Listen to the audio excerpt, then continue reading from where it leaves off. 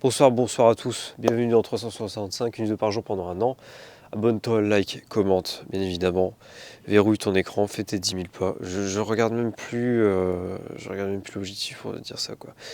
Là, j'en ai marre. Vous voulez du sang, vous aimez ça, vous aimez le sang. Moi, j'aime beaucoup le sang. Là, ça va plus. Je vous dis direct, je suis un peu énervé. Je peux pas vous dire pourquoi, je peux pas tout vous dire non plus dans chaque vidéo. D'ailleurs, voici la vue, voilà, je suis toujours à race. Dis-toi il est quelle heure? Il est 23h10. D'habitude, à cette heure-là, je dors, je vais dormir. Là, je suis tellement énervé, je me suis dit, je m'en fiche, je vais faire la route jusqu'à la citadelle. Il faut absolument que je fasse ma vidéo. Euh, il y a des jours comme ça, il y a des jours où je déprime, il y a des jours où je suis en forme, il y a des jours où je suis énervé. Là, je suis énervé. Là, je ne peux pas calmer mes ardeurs, absolument pas. Pourquoi? Parce que je peux pas tout vous dire, mais en gros, j'ai eu une altercation avec un gauchiste. Ça m'a énervé, en fait. Et du coup, j'ai décidé de faire une vidéo pourquoi le gauchisme est une maladie mentale, pour mettre fin à cette maladie une bonne fois pour toutes, parce que j'en ai marre de me dire que putain, il y a encore des gauchistes en France, il y en a trop, bordel de merde. C'est pire, vous êtes pire que les immigrés qui piquent votre travail ou je sais pas quoi. Les gens, vous êtes pire que les racistes même que vous qualifiez, vous êtes pire qu'eux, puisque vous êtes des traîtres à la nation, alors que eux viennent dans notre pays pour travailler, pour faire de la richesse. Vous servez à rien. Véritablement, vous servez à rien. Et je vais l'expliquer pourquoi. Bref. Euh, Déjà, je vais dire pourquoi c'est une maladie mentale. Qu'est-ce que c'est une maladie mentale? Une maladie mentale, c'est une maladie qui est dans ta tête, tu vois, qui est incurable, qui est ancrée en toi. Elle vient de tes parents, peut-être de ta famille, de ton entourage. Bref, je vais t'expliquer pourquoi c'est une grave maladie mentale. Déjà, juste qu'on pose le terme. Donne-moi un exemple où le gauchisme a fonctionné. Donne-moi un exemple où le socialisme a fonctionné. Donne-moi un exemple. Et après, ok, pour te montrer à quel point le gauchisme, c'est vraiment une réflexion débile. Parce qu'en fait, putain, quand il y avait l'Allemagne, il n'y a personne qui était à l'Est, il n'y a personne qui était côté russe, côté Allemagne nazie, il n'y a personne qui a été. En Corée du Nord, c'est la merde. Vous êtes là, vous faites de, oh, t'as vu la Corée du Nord et tout, waouh, ils peuvent rien faire, ils n'ont pas de nourriture, ils n'ont rien. La Corée du Sud, c'est capitaliste, ils ont tout, t'as vu, c'est incroyable, mais vote quand même à gauche. Tu vois, c'est ça que je comprends pas avec vous, c'est que vous êtes incohérents. Voilà. Déjà, premier point, c'est qu'ils sont incohérents. Ils proposent des choses irréalistes, incohérentes, du style faudrait accueillir plus de gens, il faudrait être plus ouvert, tout ça. Mais quand vont en vacances ces gauchistes, ils vont dans les pays les plus racistes, les plus extrêmes, les plus à droite possibles. Ils vont en Croatie, ils vont en Bulgarie, ils vont je ne sais pas où, ils vont où il n'y a pas ces putains je ne dirais pas le terme, mais où il n'y a pas cette insécurité, tu vois. C'est ça que j'aime pas dans ce discours, c'est qu'en fait, ils veulent que notre pays se dégrade en ramenant tout le monde, tu vois, parce que eux, ils pensent que l'immigration, c'est une richesse. Hein, ils n'ont pas compris que l'Europe veut la destruction de l'État de tous les pays pour créer une Europe fédérale. Eux, ils n'ont pas compris. En fait, ils pensent que ce que dit l'Europe, c'est vrai, c'est bien, c'est bon. Du coup, ils sont persuadés que l'immigration qui vient, c'est pour travailler, c'est pour... Non, c'est pas du tout pour ramener plus de criminalité, plus de problèmes, plus de tensions, plus de groupes différents, d'ethnies, enfin bref. J'ai déjà montré l'exemple, j'ai déjà dit l'exemple dans plusieurs de mes vidéos. Tu mélanges plein de groupes de singes ensemble, c'est pas éthique, ils vont se battre, ils vont se disputer, on n'est pas égaux, toutes les espèces sur Terre ne sont pas égales. Voilà. Par exemple, on s'entend très bien avec des Russes, avec des Anglais, avec des Irlandais, avec des Suédois, voilà. Mais on s'entend pas du tout avec les Espagnols, ça commence à être compliqué. Les Portugais, voilà. Et voilà, tout ce qui est en dessous, c'est impossible, on peut même plus parler avec eux, quoi. Bref, ils refusent tout débat. Le problème avec eux, c'est que sous prétexte que tu es raciste, sous prétexte que tu es antisémite, sous prétexte que plein de trucs, ils vont refuser tout ce que tu vas dire. Parce qu'il ne faut pas l'écouter, il faut pas... antifasciste, bref. C'est une catastrophe. C'est une catastrophe, en fait. C'est une catastrophe. C'est-à-dire que, tu apprends ça à l'école, en philo, on t'apprend à écouter les deux parties avant de te faire ta propre idée. Et toi, tu t'es dit non, les cours de philo, non, je vais écouter aucun des deux partis, je vais écouter seulement un parti. C'est ça qui est absurde. Et même s'il y a des idées qui sont intéressantes à la gauche, il faut que tu écoutes au moins le retour de la droite, tu vois. Il y a plein de choses. Aujourd'hui, je pourrais démonter un gauchiste en 1v1 sans problème. J'en suis capable, j'en suis sûr, parce que tous ces arguments sont démontables. Hein. Quand il me parle de, je sais pas, des logements sociaux, je vais lui dire, bah écoute, c'est bien beau, mais si tu donnes des logements sociaux à des gens qui n'ont pas travaillé pour, quel intérêt de travailler? Tu vois, tu vas pas travailler. Pourquoi? Ah ouais, mais tu comprends, ils ont pas eu la même chance dans notre vie, tu comprends, ils ont pas eu... Mais alors? Bah, c'est qui ceux qui n'ont pas eu la même chance? On a tous la même chance, on part tous à pied d'égalité dans la vie. Non, il y en a qui sont plus riches, bah, c'est parce que ces ancêtres ont travaillé pour ça. Ils méritent. Toi, tes ancêtres, ils n'ont pas travaillé, bah tu travailles, tu essaies de construire quelque chose. Voilà, tu réduis les écarts, mais en même temps, tu ne tires pas sur celui qui a essayé de construire quelque chose, tu vois. Donc les logements sociaux, pourquoi pas, mais vraiment un basique, tu vois, un somme, enfin, et ils tirent toujours sur la corde, bref. Leurs idées sont totalement irréalistes. Voilà, ils adorent jouer les victimes aussi. C'est un truc qui est courant chez eux, c'est qu'ils aiment bien se mettre en position de victime. Comme ça, c'est ignoble, tu vois. Si jamais on les frappe, en fait, on sera vu comme des gens ignobles, des gens mauvais, des gens qui n'ont rien compris à la vie. Tu vois, c'est ça qui m'énerve. C'est des gens hypocrites. Tu vois, je suis un peu énervé. Excusez-moi, je suis un peu énervé. Je pars dans tous les sens. Euh, ce qui est dingue, c'est que toute ma vie, j'ai essayé de comprendre la politique, l'économie. Euh, et tu as des gens qui ne font pas l'effort de se renseigner et qui, à 40 ans, ont toujours des idées de merde, véritablement, qui n'ont pas pris le temps de comprendre l'économie, ne pas comprendre l'euro, comment c'est construit, comment est construite la monnaie. Ils n'ont pas essayé de comprendre comment la France s'est construite. Mais ils entendent 2-3 idées à la télé et ils y adhèrent. Ils y vont, quoi, ils y vont, sans réfléchir, parce que bah, s'ils sont là, c'est qu'ils doivent être bons, tu vois. Alors que non, les médias, c'est prouvé, il y a 5 personnes qui les détiennent, 10 personnes, allez, max en France, qui les détiennent. C'est les idées d'un groupe et d'un seul et même personne. La République, c'est la franc-maçonnerie. Si tu te renseignes un peu, tu le saurais, tu vois ça. Mais sauf que tu te renseignes pas, tu vas pas plus loin. Tu regardes le Figaro, tu regardes le Parisien. Eux, ils te disent, bah voilà, il faut pas penser comme ça. Mais eux, c'est des Parisiens, ils vivent dans des beaux quartiers. Ils n'ont pas affaire à l'insécurité, ils n'ont pas affaire à tout ça. Et même, ils sont tellement, leur vision est tellement biaisée que même s'ils vivaient en cité, ils se diraient, ben non, il n'y a aucun souci, il n'y a aucun souci. Jusqu'au jour où ils se font poignarder et jusqu'au jour où ils vont devenir les plus gros racistes de cette terre. Parce que c'est évident que c'est ça qui est marrant avec les gauchistes, tu vois. C'est que toute la République, tout ce qui est autour d'eux, là, ça construit un confort qui leur permet de s'exprimer, tu vois. En temps de guerre, et c'est ça que j'ai adoré dans le dernier podcast de Papacito, et je l'avais pas vu comme ça, tu vois. Moi, j'étais plutôt énervé par la coupure, ce qui arrivait en Espagne. Je trouvais ça ignoble. Je me suis dit, mais les dirigeants européens sont vraiment des immondes personnes. Ils coupent volontairement l'électricité. Ils obligent les Espagnols à passer à l'éolien, aux panneaux solaires, pour que l'électricité se coupe.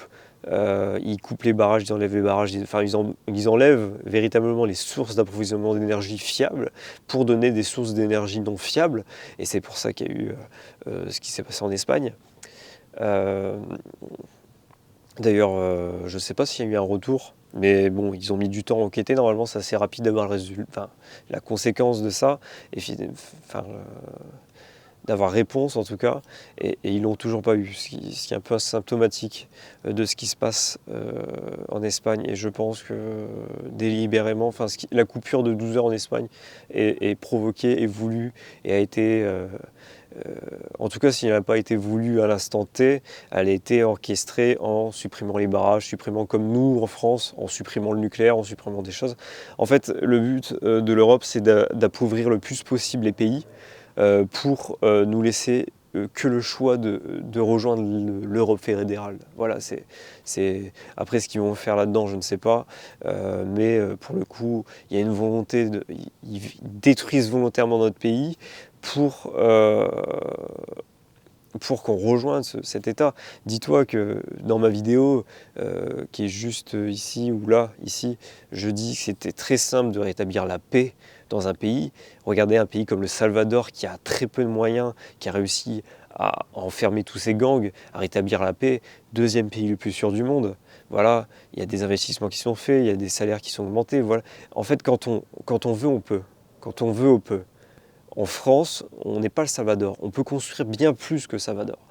On peut vraiment instaurer la paix en France. On peut le faire. On ne le fait pas. Pourquoi? Pourquoi la police n'a pas de moyens? Pourquoi? Pourquoi, je ne sais pas, pourquoi on censure? Pourquoi on n'autorise qu'une seule pensée? Pourquoi on ne nous autorise pas à parler? Pourquoi? Voilà. Bref. Et les gauchistes contribuent à cette destruction de l'Europe, bien évidemment. Ils se serrent la main avec l'Europe. On l'a vu avec, par exemple, Marine Le Pen, qui a été jugée, les juges rouges, hein, les juges de gauche qui ont volontairement mis Marine Le Pen sur le carreau. Voilà, c'est un truc assez récent pour vous dire à quel point ils collaborent activement avec l'Europe. Et une fois que l'Europe sera là, eh ben, ils se rendront compte que c'est devenu de la merde et que c'est un pays totalitaire, mix URSS, quoi. On peut rien faire d'eux, ils sont en Europe, on a remarqué qu'ils étaient tous à gauche.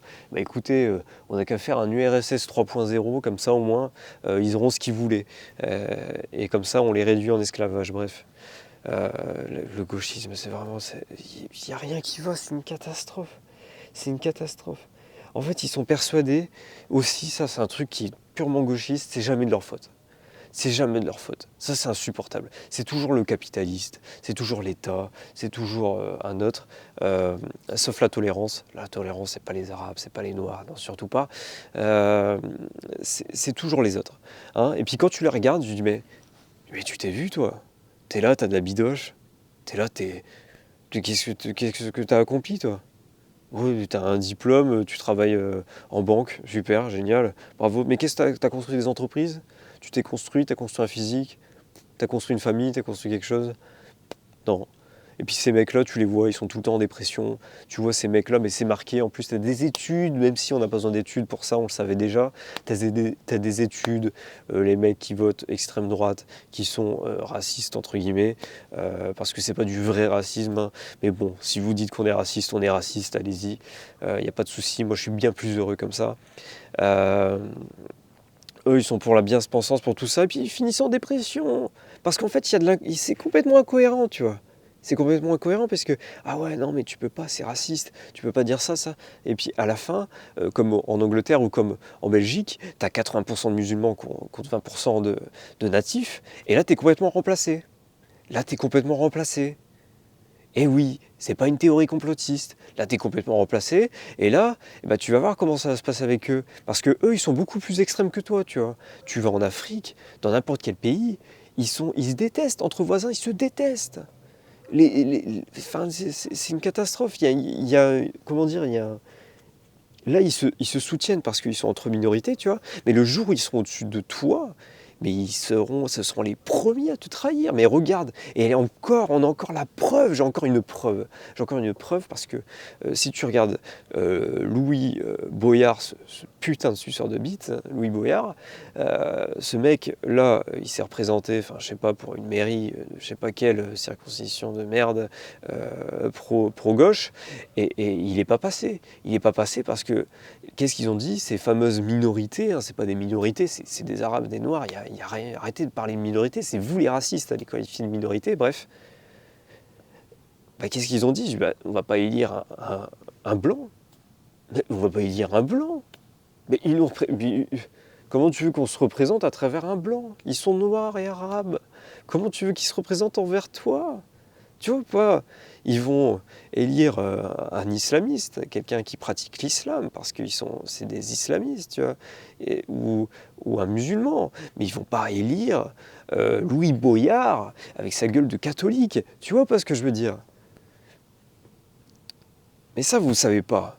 Mais ça, vous acceptez. Ah, il faut l'acceptance, l'acceptance, l'acceptance, jusqu'au jour où il ne restera plus que vous et eux se font un malin plaisir de vous foutre dehors.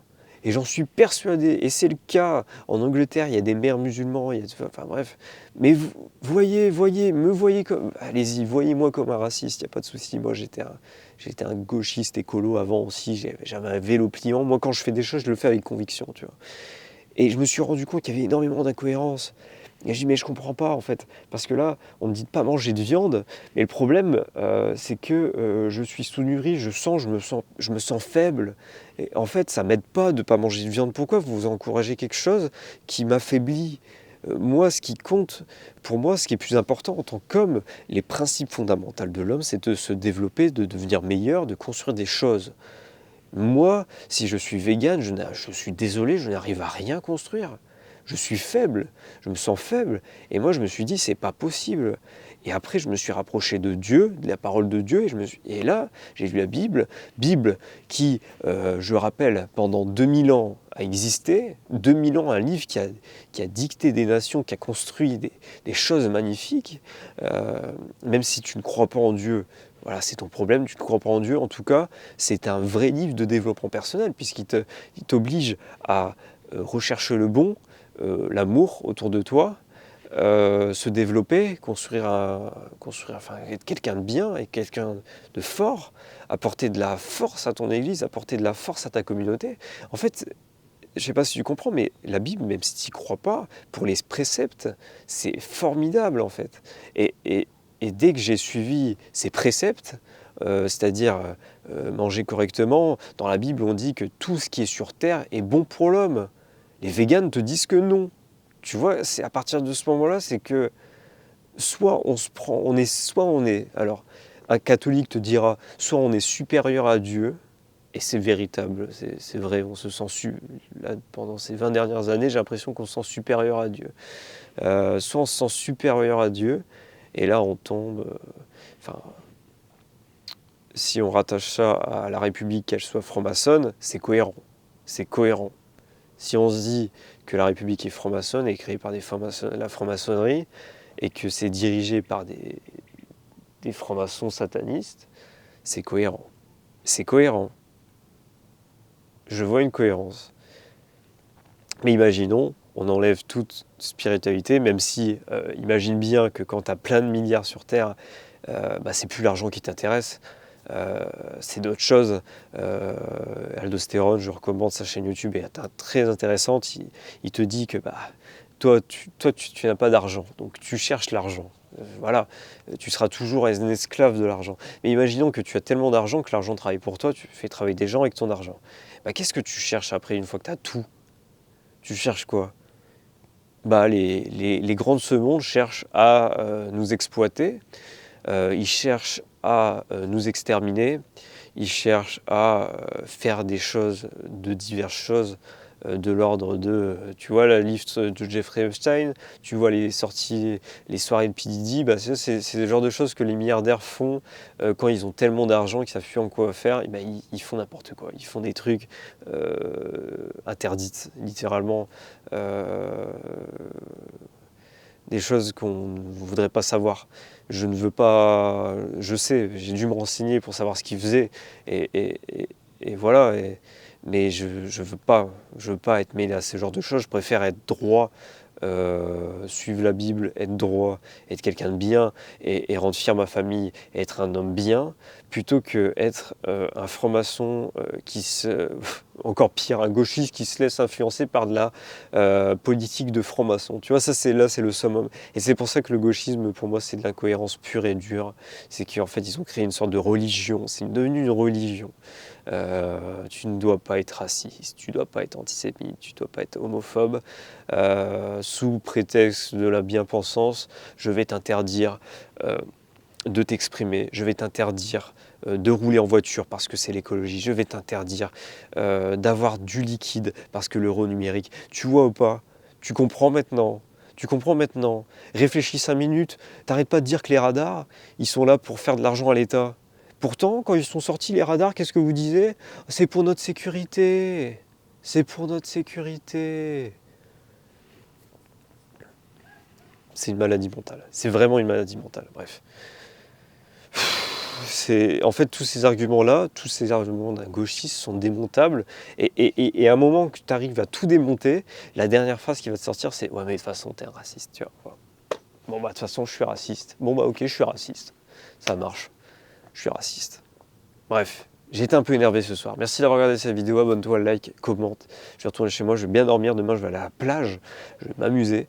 Je vais me détendre. Je vais bronzer. Je vous aime. Bisous à tous. Ciao, ciao.